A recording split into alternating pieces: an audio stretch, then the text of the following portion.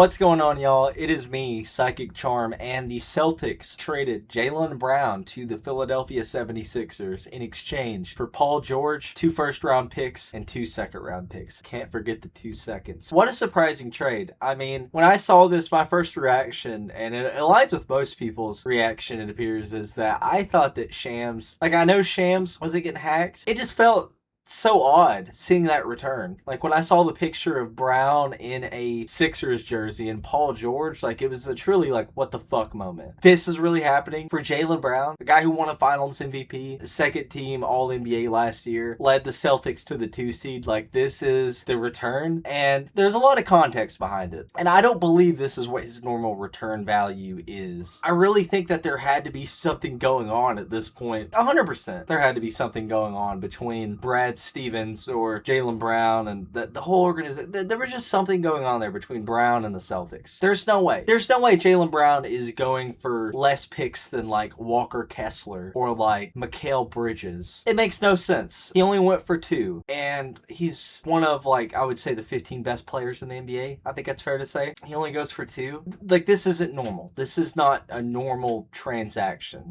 It had to be, we got to get rid of Brown and we got to get rid of him soon. So let's just do a fire sale and see what the best we can get is. And they deemed that was Paul George. I don't know how many options they had because a lot of other teams weren't interested that were at one point, like the Portland Trailblazers. There's no world where they were going to give up Donovan Clingan. Probably not to Monty Kamara. Brown would have been an awkward fit unless they just gave out all their guards, because you can't play Denny at the 4 and Brown at the 3. The Pelicans became uninterested. They're a true wild card. They're just one of those teams that get involved in a trade saga and either fuck it up or make it amazing for you. They're like the Kings right now, what the Kings are doing to the Pistons for whatever damn reason. The poor Pistons have to deal with that. I don't really know how many true suitors there were for Brown at this current moment. If you had the luxury to wait out the situation, I'm sure you could have got more, but I don't think that they could have. And I don't know, and I'm sure this will be something we figure out in the next couple months or years, whatever it may be. We're going to figure out that there was something going on and they had to get rid of Brown like that. They had to get rid of him immediately. And their best option was Giannis. They could have either gotten Giannis, but now they end up, it appears, with Paul George. And that is a horrible timeline to live in if you're a Celtics fan. It's gotta be horrible as a fan. Not only did you blow a 3-1 lead to the Sixers, you give them your best player last season in Jaylen Brown. What causes that butterfly effect is that you can't get Giannis because the Heat outbid you, another rival in your conference. It's just a brutal off-season for the Celtics. It really is. I mean, there's a couple good things. They brought in Mitchell Robinson. Mike Conley, I guess, is okay. And you're going to see some more development from maybe a Jordan Walsh, Hugo Gonzalez, or Baylor Shireman. It's not all up. Paul George is old. He's probably going to get worse. Derek White might get worse. He could get better. He could get worse. I don't know, but he is in his 30s. Tatum, you're going to waste another year of his prime. Really, you don't know how many of those years you have with him tearing an Achilles. I don't know how the Celtics pivot out of this, and I don't truly think realistically they can do that this offseason. Maybe they can make one more nice move that makes them mid to okay. You don't want to really bottom out at this point in the new draft lottery system, but they could be okay, and they could even still be a good regular season team. It wouldn't surprise me if they were. I don't think the Celtics are horrible now or something. They still have the same guys that they did for the most part, and now you have Tatum. Paul George, he's probably going to get worse, to be honest. He could shoot threes and play defense, hopefully, so you have him in there. Pivoting out of this is going to be difficult, and there's only a couple other moves that you can make, and I shot a video on this originally, and I'm glad I didn't publish it because I would have been done with it literally yesterday, and then this happened, so it would have been useless. The only way that you could pivot out of this that is a 4D chess move, I was telling a friend of mine who's a Celtics fan about this move, that this could potentially happen, that you potentially trade Jaylen Brown for assets and an expiring contract and hope that in a year or two that there's a disgruntled star that is expiring that can walk over to Boston, or you do a sign-in trade or something. The first name I mentioned was Nikola Jokic. Video I shot, I mentioned Jokic as well. That is such a risk. I don't know how likely that is. If you're optimistic and if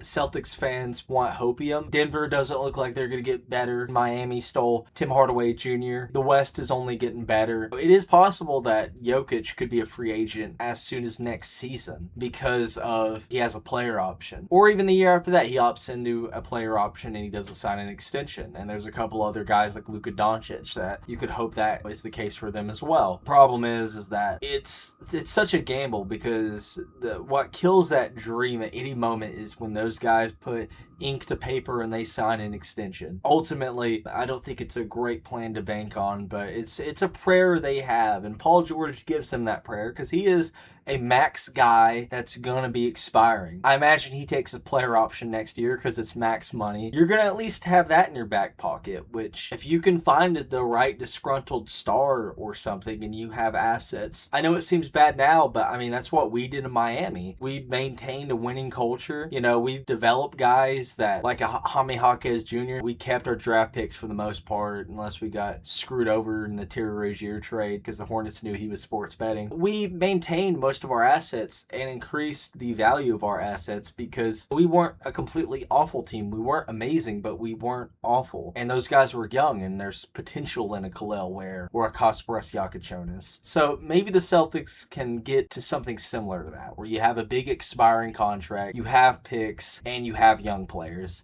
And hopefully, if that deal presents itself next time, they will actually include Hugo Gonzalez or Baylor Shireman. I've spent way too much time on the Boston Celtics because it really did baffle me when that happened. I really did feel like how I did when the Luka trade happened. Not 1-to-1, but it was pretty damn similar. And now I will go to the Philadelphia 76ers now because, man, and I'm glad I shot this video today too because they just got Anthony Simons. This starting five is going to be really good. And I know Joel Embiid might miss some games or Tyrese Maxey, what have you. This is going to be a really good team. Unless injuries tear down this roster, and that is a possibility. You have Tyrese Maxey, VJ Edgecombe, Jaylen Brown, I guess Dean Wade or Barlow, depending on what you need that night. And you have Embiid, and you got either one of those guys at the 4 off the bench. You have Anthony Simons now, who was really good last year, especially for the Celtics too, which is funny. And then the rest of the bench is kind of mid. Adem Bona is a good player off the bench. We'll see about Drummond, but I don't know if they'll be able to retain him. And losing Oubre hurts, but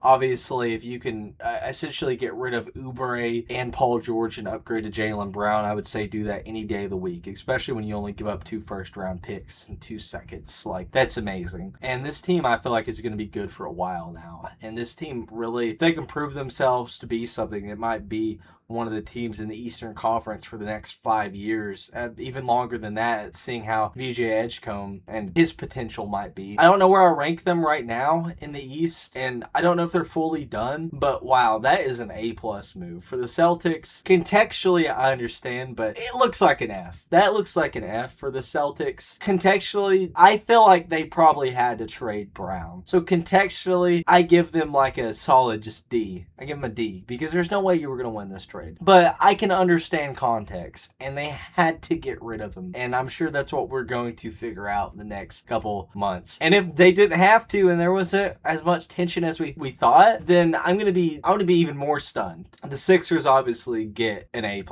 You turn around your offseason from losing Kelly Oubre and seemingly Drummond as well, and just kind of running it back and no one really knows what you're doing, to bringing in Jaylen Brown and potentially being a team that could win the Eastern Conference next year. Like, they have a real shot. Now, I don't know if Jaylen Brown is going to be averaging like 28 on this team, right? Because you have a lot more mouths to feed. This team might be up there with the Knicks and the Raptors and the Heat. And I can't really say anyone else confidently, like Cleveland. The Pistons are getting mind-gamed by the Kings that are just wanting Jalen Duren for some reason. So I don't know if I could say they're back. And yeah, I mean, things change quickly in the NBA. If you're a Sixers fan, you're probably over the moon for this. And if you're a Celtics fan, I send you my condolences, because it is hard. But in sports, turnarounds happen a lot quicker than you think. And teams can, for me as a Heat fan, like, it wasn't long ago that we were in the finals with Jimmy and that nucleus is out and we have this Giannis Bam team, you know, with Wiggins and Tim Hardaway Jr. center. Probably Chris Middleton, I guess. Davion Mitchell, maybe Bradley Beal or something, you know, bring in some washed guys like Bradley Beal. But things change quickly. In 2 years, the Celtics might be making a big move. But yeah, this was crazy. So if y'all enjoyed, give this video a like, subscribe, comment, do all that usual YouTube stuff. And as always, this has been Psychic Charm. Peace out.